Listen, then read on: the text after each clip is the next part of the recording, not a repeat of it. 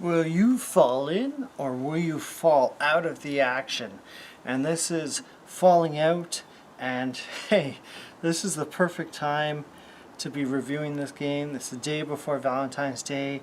Some people are falling in, some people are falling out of love, and some people are having money falling out of their wallet.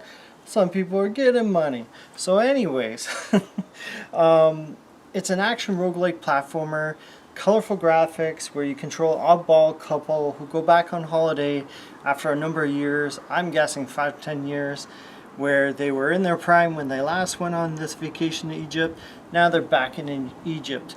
And that only, not really a spoiler, but I mean, that's what the intro is pretty much all about. So it's not a big giveaway.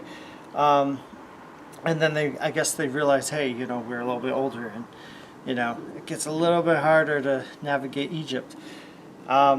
So you play in randomly generated temples. You're dodging zombies, you're dodging traps, so like arrows firing from the wall, spears that go down and block your path. You upgrade your gear with crafting new weapons and abilities, so there's slingshots. I think there was a bow and arrow, I don't remember, but it's a lot of money to upgrade these items because I guess they make you too powerful and allow you to speed run pretty much through the levels. So you have to play for a while, and I assume hours, 20 hours to unlock some of these things.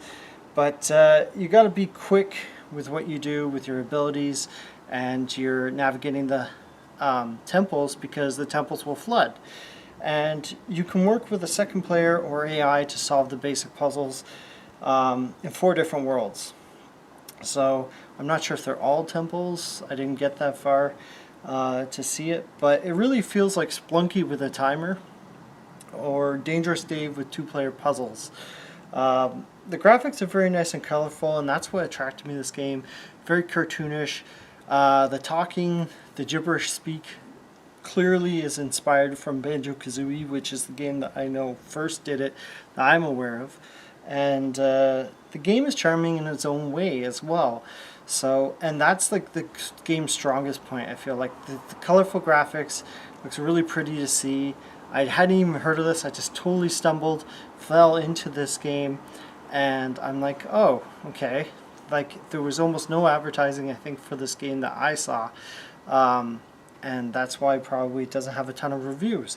So each character has their own expressions, unique reactions. Giorgio and Felice both have character-specific perks, and when you're carrying a character and you have to chuck them around sometimes over holes and things, you can't wall jump. Now, I feel like the cons for this game is like the timer really makes the game less fun. I didn't see a way to turn it off. Maybe it's possible. I don't think so. And I feel like it makes the game feel more like a chore than a casual fun experience. I think when you look at this game, you're expecting, okay, this is a relaxed, casual gamer game. And it's not. Like, it's fairly challenging. I wouldn't say it's hard. I just, once the temple starts flooding, I try to get through the exit, and I'm like, okay, I guess it's not possible now. And then I was done, like, I'm not going to replay that level because I didn't have the motivation to do it. But yeah, I just feel like the game starts to feel like more of like a chore rather than the charming game that, like this charming superficial veneer that the game sort of exudes from the beginning, and then you realize, no, this isn't like a casual game at all.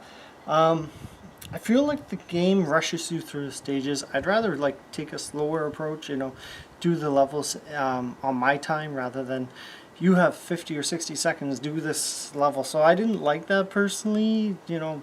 I'd rather enjoy like a temple game and sort of do it, gradually. But yeah, I feel like it sort of rushes you through the level. It's very challenging to learn some of the levels and uncompromising. Now, I played with the AI, have to admit. I feel like without the AI, it's pretty much looks like Rare's spin on Dangerous Dave, as I mentioned, or there's other famous games that's sort of like Boulder Dash almost, but I don't know, it just gave me that Boulder Dash and a temple feel. And there's other games like it. I think there's a Secret Agent game kind of like this back in the day. I just feel like when you're playing solo without a partner in this game, the game feels clunky. Like the controls are decent, but it doesn't feel like when I was playing with the AI, I was always whistling for the AI to follow me, and like that really slows down the game. And that takes up your valuable time to get through the level, get to the end of the temple before the temple floods, and it just slowed down the fun.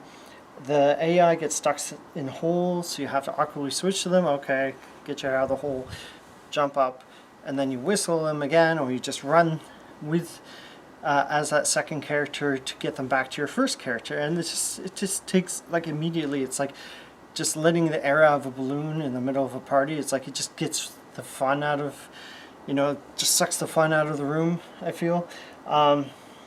So yeah, they made it possible now to play solo, but I didn't try it, but I feel like that would help. But it just feels like the whole premise of the game is lost when you suddenly have one person playing when it's supposed to be a two-player team, play with your buddy game. Hitboxes against traps apparently also lead to multiple hits and death, so they need more work, cheap hits. And it feels harder than most roguelikes. Like, you think that the game was easy because of the color scheme and just the presentation, really, I guess. And it's not. Like, this is pretty challenging. And it just feels less accessible to the average or casual gamer as well. So there's no online co-op, but you can use the Steam remote play.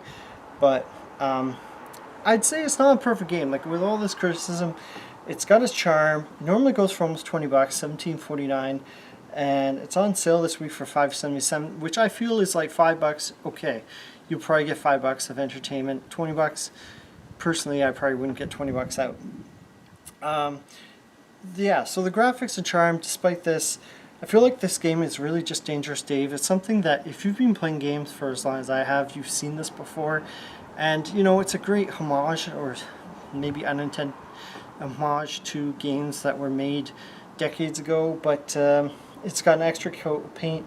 But I feel like you get much more from this game if you're playing with a friend locally.